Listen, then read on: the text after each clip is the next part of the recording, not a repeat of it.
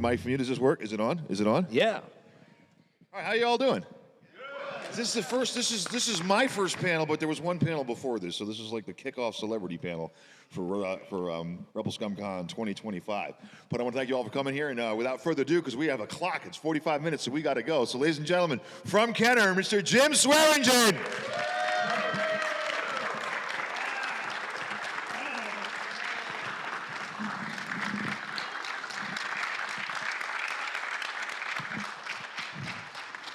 How's it going, Jim? Oh, they gave you a bottle of water. They gave me I had to walk out here like I'm Dean Martin with a glass of vodka. It's not vodka, it's water. Maybe it should be. How's it going? So the last time we did this was in Japan. We had a translator. This year we got DJ Elliott. I mean, how good is that? Yeah. I'll tell the jokes on my panel, okay, Patty? All right. I'll tell the jokes. Well, he was the warm-up in Japan. But he was the warm-up for like the big stage. Yeah, I know. Not us. No one warmed up for us. Oh, not for. But he asked people to turn around and tell the person next to him or behind them when was the first time you saw Star Wars.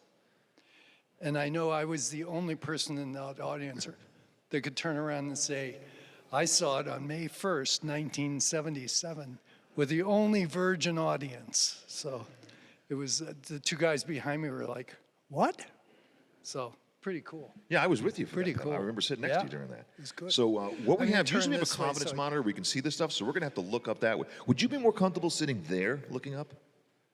Sitting on the edge of that couch? Well, we could. Yeah. We could be this far apart, because the thing is we have mics and speakers so we can hear each other. Exactly. I don't want to sit that close. That way you can see the I screen. need my water. Okay. We have to. Grab your vodka. My vodka. Yeah. All right. That way we can frame the picture. So here we go, a wonderful slideshow that we have from Jim Swearingen's history. Let's go with the first one. Okay, so this is 1956. I was 7 years old. This is my first science fiction movie. These are going to be pretty quick, but this is the start of my science fiction fandom, I guess. If which is a great film, the classic, The Forbidden Planet. Anybody here see The Forbidden Planet? If you have not seen The Forbidden Planet, you got to see this movie. It is great, especially for the 1950s. And that's Leslie Nielsen. Before he became a comedic actor, he was a dramatic actor, and that's Leslie Nielsen right there. He was the star. Robbie the Robot. Gave me nightmares. The id monster. I was afraid of the id monster. The next one is a little further on. Oh, I grew up with Sputnik. This was 1958, I think, and that's when the space race between us and Russians. I tell this is up here just because for Halloween I was Sputnik. You went as Sputnik in Halloween at what age? Well, it was 9. 9? Well, I didn't know that. My dad and I, and we built a Sputnik, a big ball of aluminum foil. This is like the 7th or 8th time we've done this panel. I never knew you dressed up as Sputnik for Halloween. so you were into science, 20 years before Star Wars. Well, yeah, it was a little bit of that. So that's pretty cool. The next slide is, I think, a little further on, 1971. I was in college in 1971. I was graduating next year. The Film Society at the University of Cincinnati showed THX 1138. So this is the first time I was introduced to George Lucas. Cool movie, Robert Duvall and all that stuff. So that was the first kind of point when it George didn't do Lucas well in the box office, but it was enough to let people think that, like, okay, this director has talent. Yeah, well, we saw the student film version. You saw the student version. Okay, that's even short one. It was a short. Not very long, but yeah, so this is when I first knew who George Lucas was, while I was in college. And the next slide is, I think, Kenner. So 1972, I got hired at Kenner out of college. I had co-opted a few times with a smaller toy company called Rainbow Crafts. And the arrow is about where my office was when I was in preliminary design. Now this building still looks like that today, right? You can drive right by it. It looks just like this. Same sign and everything. This is the Kroger building at 9th and Vine. downtown Cincinnati. Yeah, we occupied the 10th through the 17th floor, and the sub-basement and basement were our shop, where the tool makers and stuff were. But no toys were manufactured here. This was No, just for no. designing and the administrative part of the company. Yeah, Okay. marketing and all that stuff. And the pattern models, like the Millennium Falcon and the X-Wing and stuff, those patterns were built in the sub-basement. Okay. But all the manufacturing was out on, at this point, was on Brotherton Road in Norwood, which has since been leveled, that no longer exists. Okay, cool. Next slide. Yeah.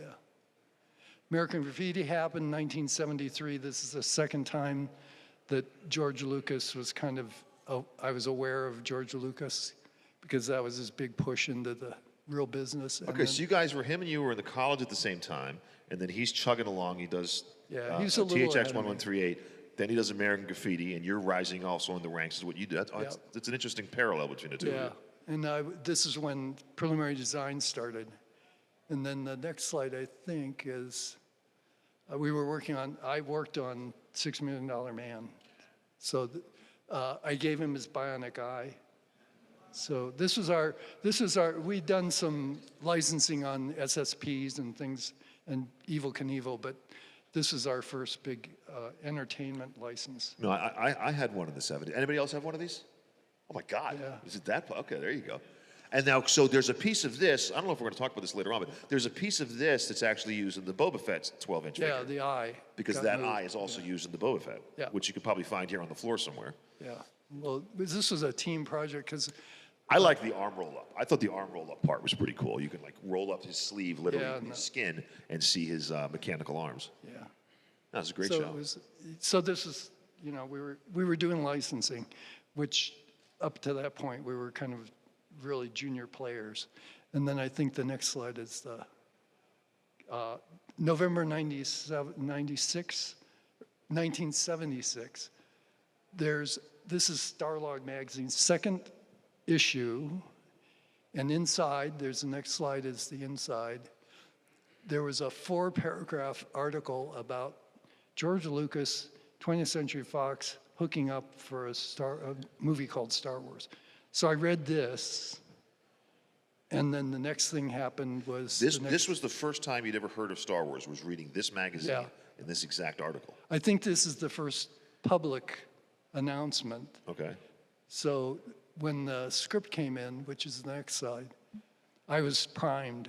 It was like, okay, American Graffiti, THX 1138. So, Read that movie, and then my boss brought this in the office from Toy Fair, do February. you know what month this was that you got the script? February February of 76. 77. 77? Yeah. Okay, so principal photography is already done. Yeah. And special effects are being done as we speak Yeah. at that moment. Okay. So we had this script, and the next slide is the black and white. These photos. Principals in England were all done. All that was finished, and they were starting special effects. So I read the script, and we got a snapshot of an X-Wing and a TIE Fighter and the Millennium Falcon, and that's what all started, what I used to get started on Star Wars. And I think the next slide Now is... let me hold on. Go back to that slide. Can you go back to that slide? Okay. Just out of curiosity, maybe you can use a little imagination. When you first saw something like this, what's going through your head? Well, I mean, this part... right now, it's used to us. We all grew up watching this. But for someone to see this in 1977 would be... Well, this didn't give us much of the... It was... I had read You the don't get much script. context from it. Yeah, we didn't have really any... I didn't know the storyline other than what I was reading. Right. And we had an X-Wing snapshot and a TIE Fighter, but that was described in the dogfights were described in the script. Right. And I thought, I was 27 when they did Star Wars, worked on Star Wars, so I always thought, as a 7-year-old, what would I want to play with? Because that's kind of the target market is 7, 8, 9-year-old boys. Okay. And I would have wanted to do the dogfights. So the X-Wing and TIE Fighter are the most important part of it.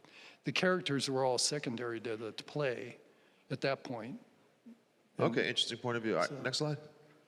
So this is how it started, paper. Everything in 1977 was on paper. Everything, we started with, this is a rendering of just the figures pulled out of the script. And these are your drawings? Yeah. These are your hand drawings done by you in 1976. Yeah. So, 77. This was an 11 by 14 board. Doing black line, drawing, and then they were colored with marker. So this board's 11 by 14. So that's roughly the size they would be. Those characters would be about this big, right? They're a little smaller, yeah. But this is just, pulling out of the script. Okay, Darth Vader and Luke Skywalker in that description. R2-D2 and C-3PO were a pair. And then the other characters. And just with the exception of two missing ones, that's pretty much the first 12 right there. Yeah, except for, Okay. So this is how it started. We took this drawing and the next three slides are the X-Wing. Those are really, I guess I took the TIE fighter out. Anyway, everything was done on paper. We went out to 20th Century Fox with the rendering of the figures, a board similar to this, except it was articulated, so the wings, the board actually had wings that open and Is this your closed. drawing? Yeah, well, it's a bad copy of a bad copy, but. But this is your line work as opposed to, okay, because I know you have in your collection, you have some Joe Johnston's.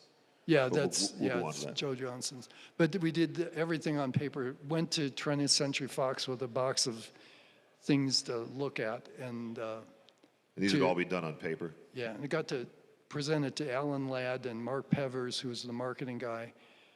George wasn't there, but we were pitching them to let Kenner do it, because at that time Kenner hadn't done anything movie-wise. So, and then the next slide is my first trip to Los Angeles. Right. And for those of you not familiar with this building, this was basically the Skywalker Ranch of 1977, Yes. right? This is the Kerner Optics down in L.A. where they were making Star Wars. They Yeah, were finishing up the film at the time. I got to go to this building. This is where LLM started, just a warehouse on Van Nuys Boulevard.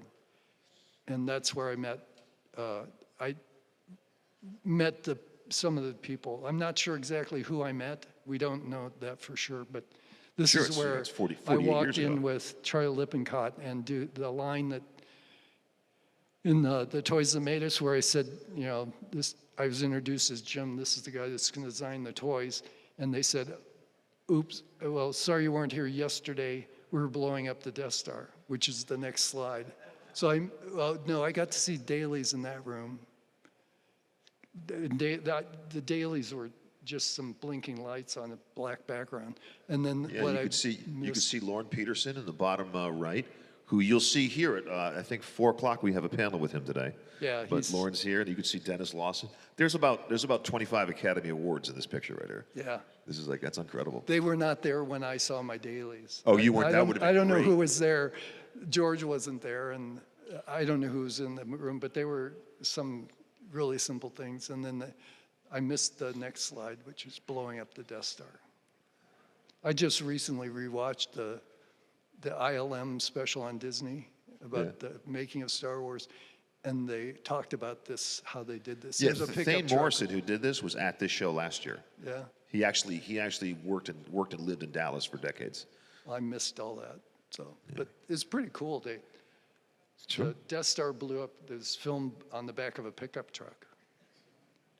And I got this off the internet. So, but there's one where they have a cherry picker and they blew things up towards the camera. So, but I missed all this. But I got to meet a few of the people. I'm not sure who I met.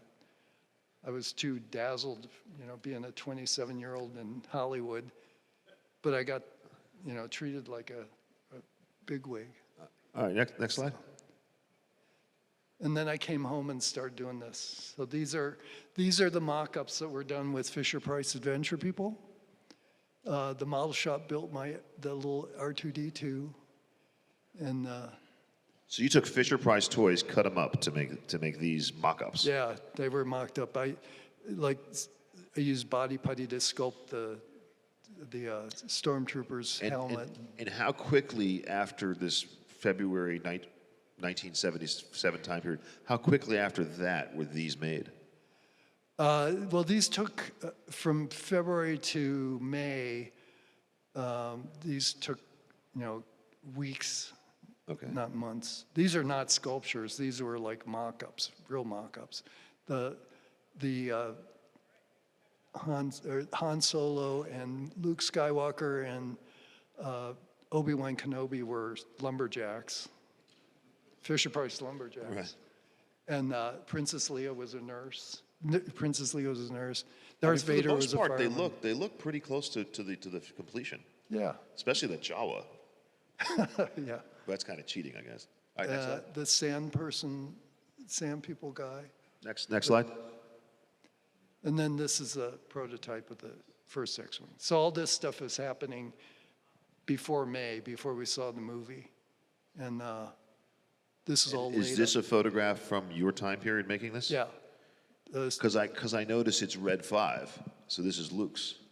Yeah, somewhere between my prototype and production, it became Red 5 or Red 3 instead. It's Red 3. That's why I always thought it was weird. It's Red 3, not Red 5. See, I don't count. I'm sorry. Am I going too deep here? Do you guys all recognize why this is Red 5? Yeah. Okay. Well, you don't know?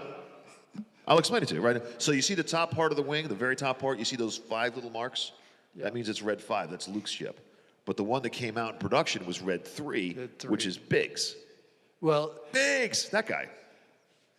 It's a translation from prelim design to production design. Somebody, and I wasn't there counting stripes, but yeah, this one. I would have helped you out, but I was like 4 years old at the time, so there's not much I could have done for you. Yeah, but so this is a mock-up, and it was based on a snapshot. Which in this model, I mean, no disrespect to it, is not nearly as good as what you guys originally came up with.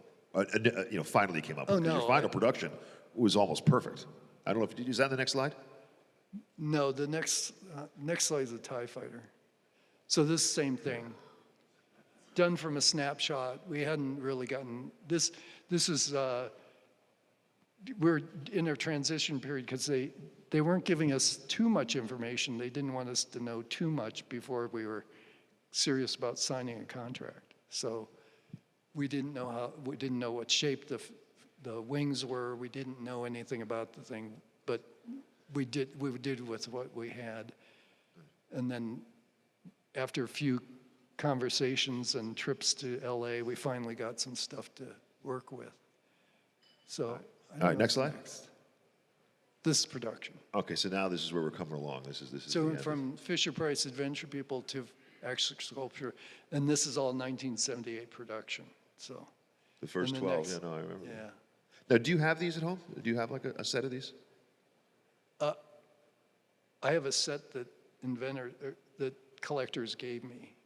Yeah, I didn't think you kept them from then to now, but I didn't keep anything. So I'd be pretty proud of myself if I made this. That's a pretty. Yeah, it turned out pretty good. What's that? It turned out pretty good. Yeah, no, it's. But it wasn't all. As far as I'm concerned, I don't see people going to an Avatar toy convention, and a panel to learn about about Avatar. Yeah, but there were a lot of people that had their hands on it to get to this point, so it was really. But it was exciting when they started shipping this stuff. Do you have a favorite? Favorite? I always thought my favorite character is C-3PO. Okay. Do you know which one's my favorite? No. Darth Vader. Darth Vader, of course. Come on, look at him. Look at how beautiful that is. How could you not? That was my favorite toy as a kid. Right, anyway, next slide. Now look at that. That came out perfectly. It's pretty good. Yeah. I'll digress a little bit. At a convention earlier this year, Hasbro's came out with a new version that looks a lot like this. They went back to the old, proportions and stuff. And I did a podcast with a guy. He brought it to me to look at, and I immediately, he said that the wings don't open with see-through. You can't press a button to open the wings. you have to open them manually. So we're doing it on camera, and I opened it. Immediately, 2 wings popped off. And I was struggling, and there I am trying to get them back on. And at the end of the thing, he asked, well, what would you say to Hasbro about this? And I said, they could do better. But this is pretty exciting when this came out. It was like, this is the culmination of it. Because this is the hero Right. Well, it's Biggs. of the toy business. It's Biggs, not Luke's. Well, I know. Because remember, it's got the 3, not the. You see, and what you could do is you could knock one off and have 2, and it could be red 2, and he's here, Dennis Lawson. Okay, so you could get this second set of labels, and You can you can go all the way up to red 9. yeah, you could. There is a red 9. That's not amazing. Next slide. TIE Fighter. The TIE Fighter. That's the final production too, right? Yeah. Yeah, that's. These are out of the catalog, but yeah, this is the play that I saw when I was 27 that my 7-year-old self would want to be playing with. And we couldn't do it. Have you ever grabbed one of these or the X-Wing and gone around a room? Sure. You have. Not really? Not recently. Oh, well, I have too, but again, not recently. You'd have to go back to like 1983 or something. They're too valuable to But fly you as an around adult, now. have done that, gone to the room. Yeah. You admit to it freely? Okay, cool. Yeah. No, it's a great toy. I love the Vader one. I have one of the Vaders. Yeah, I think the next slide these are prototypes. So this is the first land speeder. This is built by Mike Connors.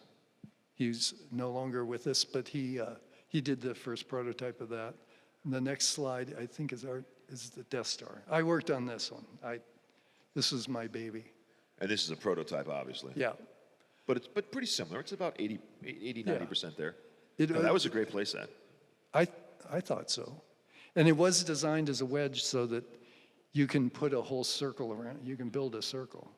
And If a 7-year-old could get his hands on $6,000 or $7,000. Yeah, or more today. But I got one of these for Christmas. Quick story. I actually found it in my parents' closet. oh, And I was so excited that my mother said, "No, that's not for you. That's for charity. We're giving it away to somebody." Oh. And she totally had me believing it. oh well, I never told this story. you're gullible at that time. I was freaking 4, dude. I'm gullible. I believed in Santa Claus for crying out loud. I'm gullible. Who else had one of these? Anybody else have one of these? Oh, just only a couple. All right. Oh, well, yeah. There's some people that I've seen. They're doing the full circle, and they're pretty cool models. They've changed by changing the scale. One guy did one where he built a hangar, used a die cast, I think, Millennium Falcon, and it was really. Do you know, well I done. actually took Legos and made an extension on it. Oh, Not like a full core, not the whole circle you're talking about, but Yeah. I did extend on it with Legos. I detached it and stuff like Yeah. that. See, not that bad. Not that gullible. Well, when it went to the way it worked, preliminary design would put together a cost sheet and a breakdown of parts and materials and all that stuff, get a cost estimate from our cost engineer, and then turn it over to production people. And they were the ones that added another floor and the bridge and all that stuff. So that was all done after. Now, I can't see what's coming up, but I'm hoping we're getting around the point in your display where my favorite of your designs is coming up. And so, can we get the next slide? Yeah, I guessed it right. The dewback. This is an incredible act of an achievement in engineering. Look at that. Could you please describe what we're seeing Yes. here on the screen? Well, our figures only had single plane articulation. Their arms and legs only, There's no knees, there's no feet, no knees, no and hips. the legs don't spread apart. So I invented the trap door so that we could, and the idea of the saddle being sculpted to, I mean, I think it's to look great. like I mean, it's- Isaac Newton, the Wright brothers, Jim Swearingen. It's just so awesome. I love that thing. so anyway, that's the dewback. And it got used again later. And I think we're going to go back to prototypes. Yeah, first lightsaber. This is the very first lightsaber that you guys made and anybody made, right? Because nobody made them before you. No, this is the lightsaber. It's the only safe lightsaber ever made. Okay. It's an inflatable. So, and that's the prototype. It was a flashlight with I don't know how we made the inflatable part, but. Okay, so Star Wars Theory is not going to be he's not going to be scared of that. No. That's a pretty. It was pretty flimsy not looking very lightsaber. satisfying because they rarely were inflated enough to actually stay inflated. You know, they'd bend but This was the prototype. You did make one that was a little bit more advanced, right? later, Down the road, 'cause way I later had on. one in like 77, 78 or 79 that was a little bit thinner than it wasn't as thick as this. Yeah, well, but it still wasn't very satisfying. So, because you couldn't. No, but couldn't we really were hit using anybody. the wrappers from wrapping paper. We were using those and just making our own sound. So anything would have worked. Well, You know. we didn't. All right, there you go. Next slide. And it was in a little tiny box. That's the first R2D2 remote control. The slide's kind of cut off from here. This is tethered, and it did all kinds of stuff. The head moved, and it beeped and booped, and then it had a give-a-show projector in the body. Okay. So you could project Princess Leia on the wall. This is a new addition to your slideshow. I haven't seen this before. Yeah, well, something new. Yeah. I But like surprises. this got cost reduced down to the one that actually went into production. So but this is what the prototype actually Did you looked keep like. anything from back then? Nope, Nothing. no. Way too honest. Like when they threw out all those rocket firing Boba Fett's, because and we'll get to that later on. But Yeah. man, you could have been anyway. Yeah. All right, next slide.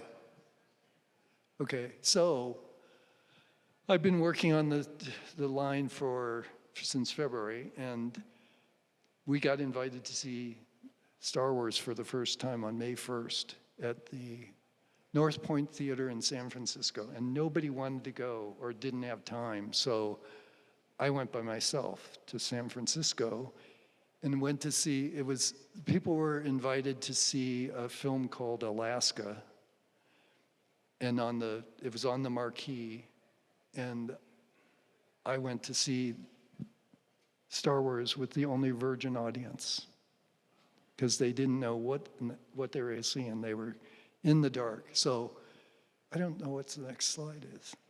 Oh, there it is. Those are people. See, it says Alaska on the marquee, the world premiere. So they thought they were going to see Alaska.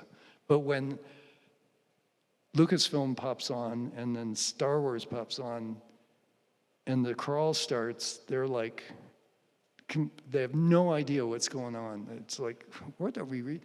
And I tell people, you could hear the murmur of people going, I'm in a galaxy far, far away. And it's because some people can't read without actually speaking. Just a little, just a little bit. And then when the princess ship, the blockade runner comes over and the laser cannons start and the destroyer comes in, they had put in a THX sound system and the subwoofers came up as the engines came, and it was like you could feel it. So it was like, and then it's off to the thing. And when the Was this the fully completed film? The music and everything? yeah, in it was music and everything. Yeah, and I saw it the next day. I'll get back to this. The next day, I saw it with the press, so they saw it, and then everything got it really moving as far as stuff. This is do you want to explain the 70s stash here? or the hair. This is preliminary design, 1977. That's Jim way on the left Yeah, with the Tom Selleck The look. plaid shirt and the white denim jacket. But the guys, there's model maker, Jim, model maker, Eva, our secretary, designer, model maker. When Mike. was this picture taken? Huh? When was this picture taken? Somewhere around 77, Okay. 77, 78. Probably 78-ish, because But okay, next David, slide. I think David, so half of those people are dead. Half of those people have Let's not bring passed it on. down, okay? But it's important that they really do. I mean, everybody pitched in at some point. They were all working on Star Wars to some extent. 1978, this is what happened then. We were. So you didn't. So it wasn't like you were rushed into it in the first movie. Now you got a chance to build up for it because Yeah. we all know Star Wars is going to be a success, and we all know Star Wars is going to be successful. So they brought you out to meet this guy. Sales departments tend to panic every time. But, you know, we had been 78. We were like, it was skyrocketing. Kenner was on the map in a huge way, and product was selling. But 78 came, and things started. It wasn't going down. It was just slowing down just a little bit, and the salespeople said, "We need something new to pump up the Star Wars line. So what are we going to do?"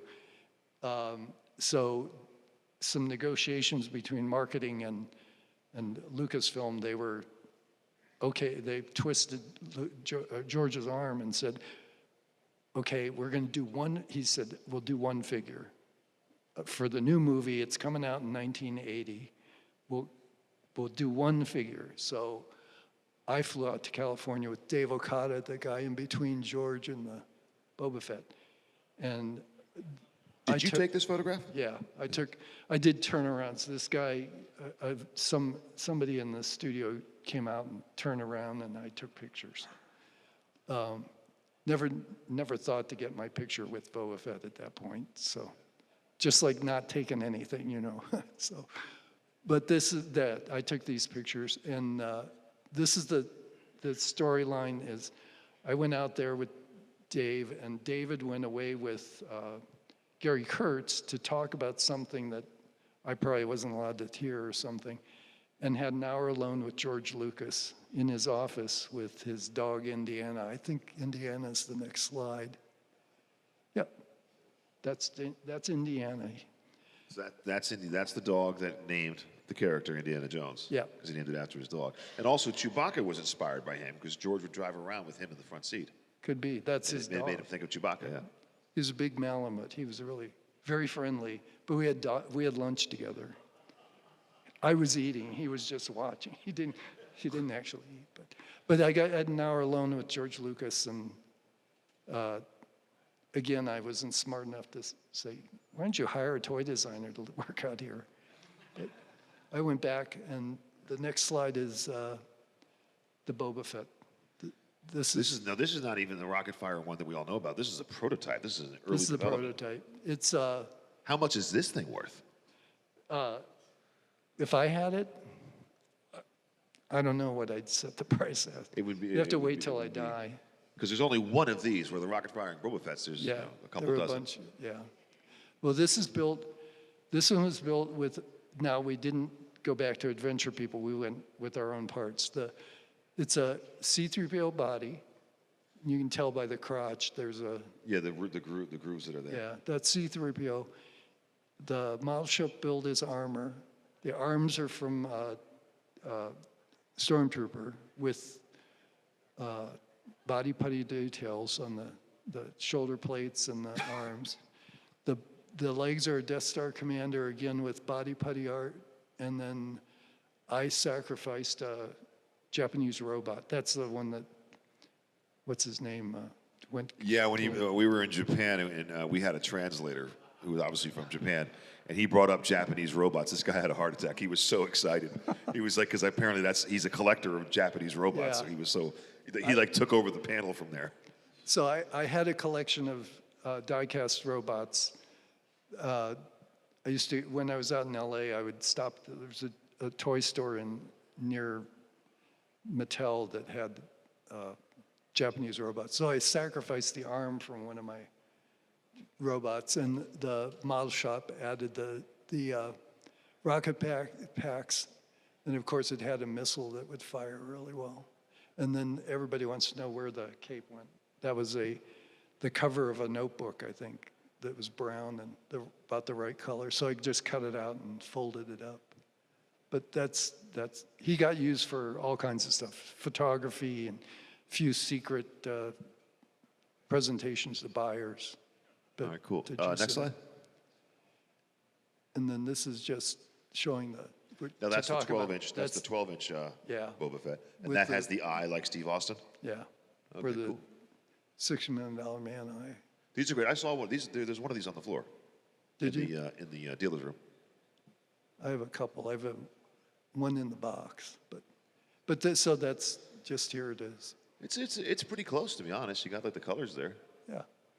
All right, next slide. Then Now you also, when you went out to the Kerner building in '77, you also got to go out when they were filming Empire. yeah, I went to Elstree Studios. But this was all the way to England, not to the we went one to in England. California. Yeah, Jim Black was then the product manager. We went to see the next slide is the set for the Hots. Got to see this hangar. They So you got weren't. to walk around in that? Yeah. Oh, man. A lot of styrofoam. It was, there wasn't. They were finished filming, but yeah, you walked around all that fake snow and all these panels of big blocks of styrofoam that.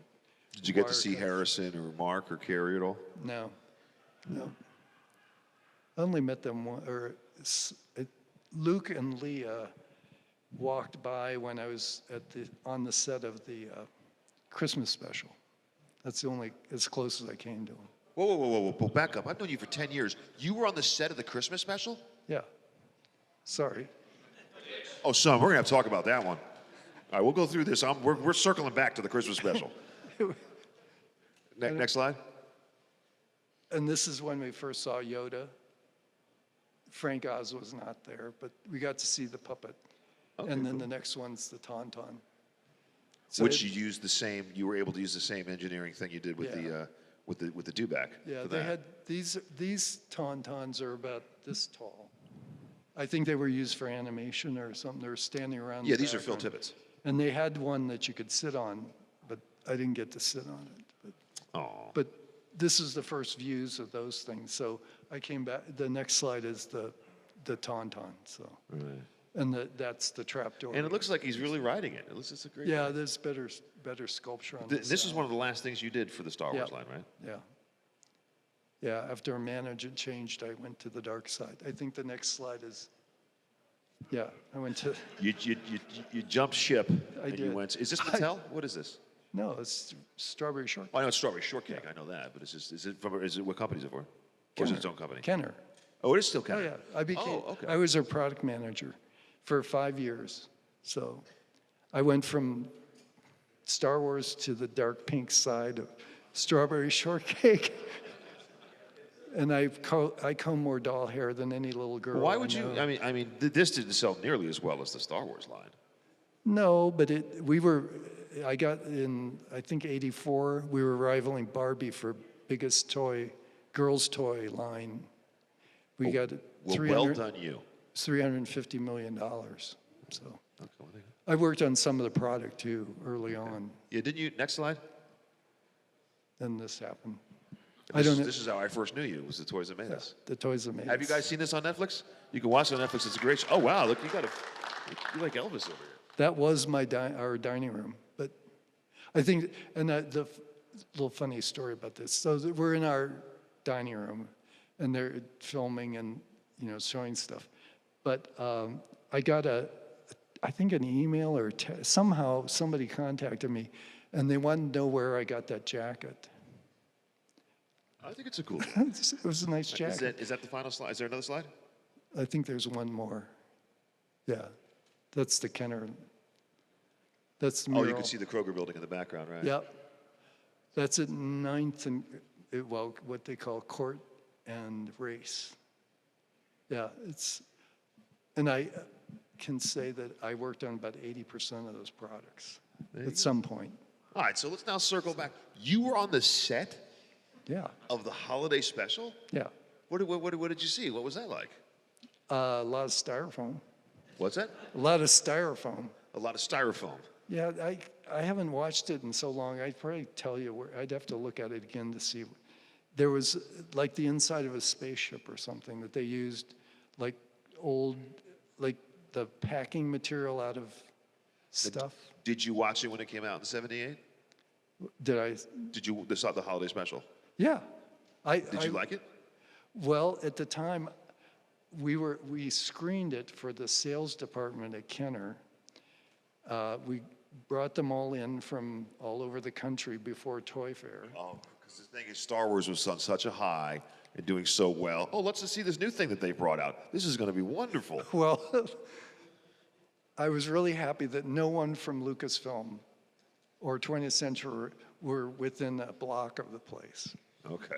for fear that the comments made by the sales department might get there. So they were ruthless. They just couldn't believe it. Oh, it was terrible. It was as a kid. It came out when I was 8 or 7, and I loved it. I thought it was great. Yeah. And but we even had it on Betamax. We had a Oh. recording of it, so I was able to watch it over and over again. I thought it was great as a kid, and I saw it again as an adult, and I was like, "This is horrible, man. This is like a car accident." But now it's a cult favorite. He likes it. I don't understand. He sees it every Life Day. Life Day is the anniversary Day. when it Oh, came yeah, out, yeah. which is November 18th. November, November 18th is Life Day. oh, really? Oh yeah, my company North Legion has a sale every year on Life Day. That's my mother's birthday. Your mother's birthday is. May she rest in peace. Your mother's birthday was Life Day. Wow. Oh, wow. That's I never one knew of that. one of few Star Wars holidays. But But it's not a favorite of mine. I don't know. Are we open to questions from the audience, or we're rounding it up? No. Look, I got 2 more minutes. I got 2 more minutes. Does anybody have a question for 2 more minutes? Right there, you sir. Okay. Not my sock, no. Dave Okada's sock. No. The prototype for the Jawas, the one we saw out here a couple Yeah. months ago, that was made out of a someone's sock. Yeah. Well, that's a funny story. One more real quick question. You're all cowards. That's it? Anyway. Oh, okay. One more. Comment. Hey, well done. We're going to end it right there. Ladies and gentlemen, Mr. Jim Swearingen. Thank you.